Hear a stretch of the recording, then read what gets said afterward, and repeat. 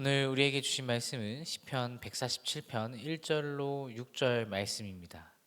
제가 봉독하겠습니다. 거룩하신 하나님의 말씀입니다. 할렐루야, 우리 하나님을 찬양하는 일이 선함이요 찬송하는 일이 아름답고 마땅하도다. 여호와께서 예루살렘을 세우시며 이스라엘의 흩어진 자들을 모으시며 상심한 자들을 고치시며 그들의 상처를 싸매시는도다. 그가 별들의 수요를 세시고 그것들을 다 이름대로 부르시는도다. 우리 주는 위대하시며 능력이 많으시며 그의 지혜가 무궁하시도다. 여호와께서 겸손한 자들을 붙드시고 악인들은 땅에 엎드러 뜨리시는도다. 아멘. 사랑하는 우리 말씀상 공동체 성도 여러분, 새벽에 이렇게 어려운 가운데 나와서 하나님을 예배하는 것이 참 감사한 것 같습니다. 혹시 여러분 삶을 살아가면서 마음이 아파 보신 적이 있으시죠? 몸이 아픈 것도 힘들지만 마음이 아픈 건 정말로 힘듭니다. 몸이 아프면 병원에 가면 나을 수 있는데 약을 먹고, 마음이 아픈 건 어디 가서 치료받아야 될지 잘 모르겠고 시간이 지나도 쉽게 낫지 않습니다. 저희가 아이를 키우면서 드는 생각이었는데, 아이들은 마음이 아프면 바로 울어버리죠.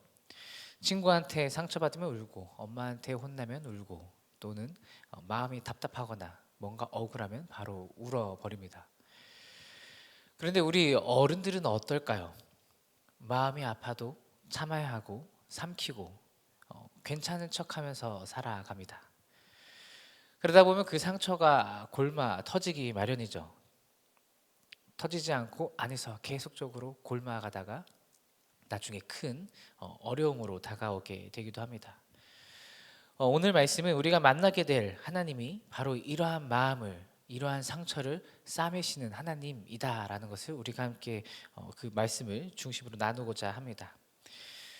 오늘 본문 시편 147편은 포로기 이후에 쓰여진 시편으로 잘 알려져 있습니다. 2절을 보면 여호와께서 예루살렘을 세우시며 이스라엘의 흩어진 자들을 모으시며 라는 표현이 나오는데, 이것은 바벨론 포로에서 돌아온 상황을 배경으로 하고 있습니다. 70년 동안 포로 생활했던 사람들의 마음이 어떠했을까요? 나라가 망하고 성전이 불타고 가족이 흩어지고 타국에서 다른 나라에서 노예처럼 살았던 사람들이죠. 그들에게 예루살렘은 그냥 도시가 아니었습니다. 그들의 정체성이었고 신앙의 중심이었고 하나님을 만나던 장소였습니다. 그런데 그것들이 다 무너진 상태라는 것이죠. 그 70년 동안 타국에서 사는 동안 얼마나 마음이 아팠을까요? 하나님이 우리를 버리셨나? 우리가 너무나도 큰 죄를 지어서 이렇게 된 것인가? 이제 회복이 이제 안 되는 것인가? 라는 생각으로 패배감에 사로잡혀서 살아갔을 것입니다. 그런데 그런 사람들이 다시 돌아오게 되었습니다. 폐허가 된 예루살렘을 보면서 다시 성전을 짓기 시작했죠. 그리고 그러한 상황 가운데서 이 시편이 불려지게 된 것입니다. 우리가 1절을 한번 살펴보면 할렐루야, 우리 하나님께 찬양하는 일이 선함이요 찬송하는 일이 아름답고 마땅하도다 라고 말하고 있습니다. 이 할렐루야, 우리가 자주 예배 시간에 말하는 단어죠. 히브리어로 할렐루야라는 것은 할렐은 찬양하다입니다. 야는 여호와를 줄인 말인데, 그러니까 여호와를 찬양하라라는 말이죠. 근데 한번 생각해 보면 70년 동안 포로 생활하고 돌아온 사람들이 찬양할 수 있을까요? 폐허를 보면서 찬양을 합니다. 보통 우리 생각에는 모든 것이 다 회복된 이후에 그러고 나면서 찬양을 해야지라고 생각하기 십상인데, 그런데 이들은 아직 예루살렘이 다 회복되지 않았는데도 불구하고 찬양을 시작합니다. 왜 그럴까요? 그것에 대한 대답이 2절과 3절을 보면 답이 나오는데, 여호와께서 예루살렘을 세우시며 이스라엘의 흩어진 자들을 모으시며 상심한 자들을 고치시며 그들의 상처를 싸매시는도다. 여기서 상심한 자라는 표현이 나옵니다. 이제 히브리어로는 쉐브레이 레브라는 단어인데, 우리가 직역하면 마음이 부서진 자들입니다. 근데 조금 부서진 것이 아니라, 조금 상한 것이 아니라 완전히 부서진 것, 산산조각난 마음을 가진 사람들을 이야기합니다. 그런데 하나님께서 무엇을 하신다라고 말씀하고 있습니까? 그들을 고치시며 상처를 싸매신다라고 말하고 있는 거죠. 여기서 싸매다라는 단어가 중요한데 히브리어로 하바시라는 단어가 쓰였습니다. 이것은 의사가 환자를 치료할 때 쓰는 말입니다. 붕대로 감싸 싸매다라는 것이죠. 그러니까 하나님이 의사가 되셔서 우리의 마음의 상처들을 직접 치료해 주신다라는 것이죠. 우리가 어디 다쳤을 때 누군가 와서 약 발라주고 붕대 감아주면 어떤 마음이 드십니까? 사실 그 상처가 바로 낫는 것은 아니죠. 그런데 왠지 모르게 위안을 받습니다. 위로를 받습니다. 아, 누군가 나를 돌봐주는구나. 아, 나는 혼자가 아니구나. 이런 마음이 든다라는 것이죠. 사랑하는 여러분, 하나님이 바로 그런 분이시라는 것을 우리가 기억해야 합니다. 우리의 마음의 상처를 직접 싸매시는 분이라는 것이죠. 그런데 4절에서 갑자기 분위기가 바뀝니다. 그가 별들의 수요를 세시고 그것들을 다 이름대로 부르시는도다. 갑자기 별들의 이야기가 나오죠. 이것은 성경의 기가 막힌 대조법인데 3절에서는 부서진 마음을 가진 그 연약한 인간의 이야기를 하고 4절에서는 무수한 별들을 세시는 위대한 하나님의 이야기를 하고 있는 것입니다. 우리가 천문학적으로 보면 우리 은하에만 별이 최소 1000억 개 이상이 있다라고 합니다. 1000억 개. 우리가 정말로 셀 수 없는 숫자인데, 그런데 우주에는 우리 은하라는 이와 같은 비슷한 은하가 또 수천억 개가 있다라고 하죠. 계산이 안 되는 숫자입니다. 그런데 하나님께서 그 별들을 다 세시고 하나하나 이름을 붙이셨다라고 노래하고 있는 것입니다. 이것이 무슨 말일까요? 그 엄청나게 위대하신 하나님이, 우주를 만드신 하나님이 사랑하는 여러분의 상처를 싸매신다라는 겁니다. 5절을 한번 보면 우리 주는 위대하시며 능력이 많으시며 그의 지혜가 무궁하시도다. 위대하시고 능력이 많으시고 지혜가 무궁하신 하나님, 이런 하나님의 여러분의 마음을 모른 척 하실까요? 관심이 없으실까요? 아니라는 것이죠. 그 하나님이 오셔서 붕대 감듯이 여러분의 마음을 감싸 주신다라는 것입니다. 6절을 보면 더 분명해집니다. 여호와께서 겸손한 자들을 붙드시고 악인들은 땅에 엎드러 뜨리시는도다. 여기서 겸손한 자라는 표현이 나오는데 아나빔이라는 히브리어가 쓰여졌습니다. 이것은 가난한 자, 억눌린 자, 낮은 자라는 것입니다. 세상적으로 볼 때 힘없고 연약하고 소외된 사람들을 말하는 것이죠. 하나님은 그런 사람을 붙잡으신다라는 겁니다. 세상은 강한 사람, 성공한 사람, 힘 있는 사람 옆에 서지만 하나님은 낮은 자의 옆에 서십니다. 오늘 제가 여러분과 나누고 싶은 이야기는 이겁니다. 오늘 기도할 때 여러분의 상한 마음을 하나님께 가져가시길 바랍니다. 세상 사람들은 상처받으면, 마음이 아프면 어디로 갈까요? 술 마시러 가죠. 친구한테 전화를 하죠. 혹은 쇼핑하러 갑니다. SNS를 뒤지고요. 드라마를 봅니다. 그런데 그것으로 해결이 되지 않습니다. 잠깐 잊어버리는 것 같다가도 다시 생각나면 더 아프지 않을까요? 왜 그럴까요?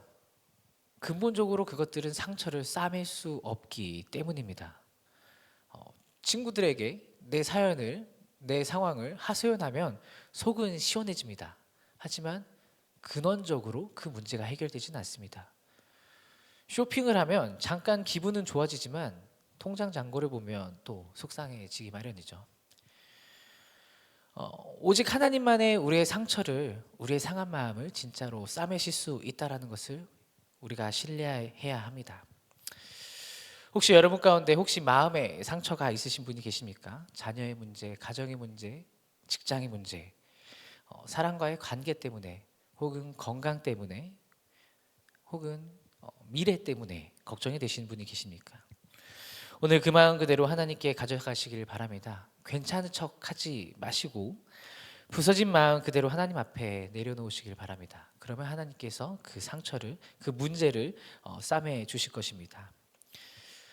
하나 더 말씀드리면 우리는 찬양해야 합니다.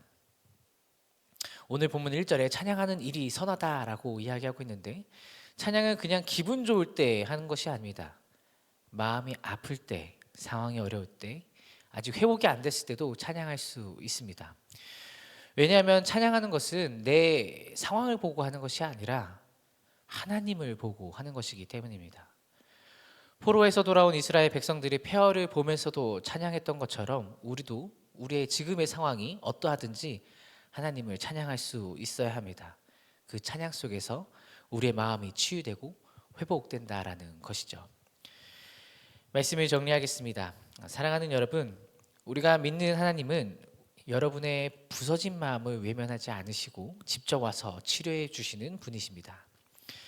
그리고 그 하나님은 동시에 수많은 별들을 세시는 위대한 하나님이심을 기억해야 합니다. 능력이 있으신 분이라는 것이죠. 여러분의 상황을 바꿀 수 있는 분이십니다. 그리고 우리 하나님은 겸손한 자, 낮은 자, 연약한 자를 붙드십니다. 여러분이 연약할 때 하나님을 붙잡는 것을 포기하지 않으시길 바랍니다. 하나님이 그때 붙잡아 주신다라는 것을 기억하셔야 합니다. 오늘 혹은 또 앞으로 삶을 살아가면서 여러분의 마음이 아플 때 하나님 앞에 나아가시길 바랍니다. 하나님, 제 마음 좀 싸매 주십시오라고 이렇게 기도하는 저와 여러분이 되면 좋겠습니다. 그래서 그때 찬양하면서 상황이 어떠하든지 하나님을 찬양하면서 억울하고 어렵고 힘든 순간에 하나님을 찾고 만나며 회복의 역사를 경험하는 저와 여러분 되시기를 주님의 이름으로 축원합니다. 기도하겠습니다. 사랑이신 하나님 아버지, 이 새벽에 주님 앞에 나아갑니다. 오늘 말씀을 통해 주님이 상한 마음을 싸매시는 분이심을 깨닫게 하시니 감사합니다. 하나님, 우리 마음속에 말하지 못한 상처들이 있습니다. 가정 때문에, 직장 때문에, 관계 때문에, 건강 때문에 아파하는 마음들이 있습니다. 그동안 우리가 괜찮은 척하면서 혼자 삼키고 살아왔는데 오늘 이 시간 그 부서진 마음 그대로 주님 앞에 내려놓습니다.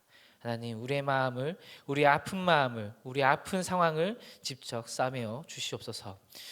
위대하신 하나님, 그 능력으로 우리의 연약함을 붙들어 주시고 낮은 자 곁에 서시는 주님, 오늘도 우리 곁에 서서 우리를 지켜 주옵소서. 찬양 가운데 치유와 회복을 경험하는 우리 모두가 되게 도와주옵소서. 감사드리며 이 모든 말씀 예수 그리스도의 이름으로 기도드립니다. 아멘. 함께 공동기도 제목을 읽고 기도하도록 하겠습니다. 지금 들은 말씀이 내 삶으로 이어지게 하옵소서. 동네 세매주 성경 말씀 묵상과 순장들의 헌신을 통해 모든 동네가 말씀과 기도로 세워지게 하옵소서. 2026년 새해를 맞아 하나님과의 관계가 더 깊어지는 말씀상 공동체가 되게 하옵소서. 다음 세대와 싱큰 청년부의 겨울 사역이 하나님의 은혜 안에서 진행되게 하시고 다음 세대와 청년들이 진정으로 하나님을 알게 되는 시간 되게 하옵소서. 캄보디아의 티움꾼티어 양의 치료가 순탄하게 잘 이루어지게 하옵소서. 육체의 질병과 마음의 질병으로 고통받는 지체들에게 회복과 위로를 부어 주옵소서. 함께 읽으신 공동기도 제목과 가지고 나오신 개인의 기도 제목들을 같이 놓고 기도하시다가 우리 삶의 자리로 나아가겠습니다. 우리 함께 기도하겠습니다. 사랑이신 하나님 아버지, 이 새벽에 주님 앞에 나아갑니다. 오늘 말씀을 통해서 주님께서 우리의 상한 마음을 싸매시는 분이심을 깨닫게 하시니 주님 감사합니다. 하나님, 우리 마음속에 하나님 내어놓지 못하는, 말하지 못한 상처들이 있습니다. 가정 때문에, 직장 때문에, 관계 때문에, 건강 때문에 아파하는 이들이 있습니다. 하나님, 그동안 우리가 괜찮은 척하면서 혼자 삼키고 살아왔는데 이 시간 그 부서진 마음 그대로 하나님 앞에 내려놓습니다.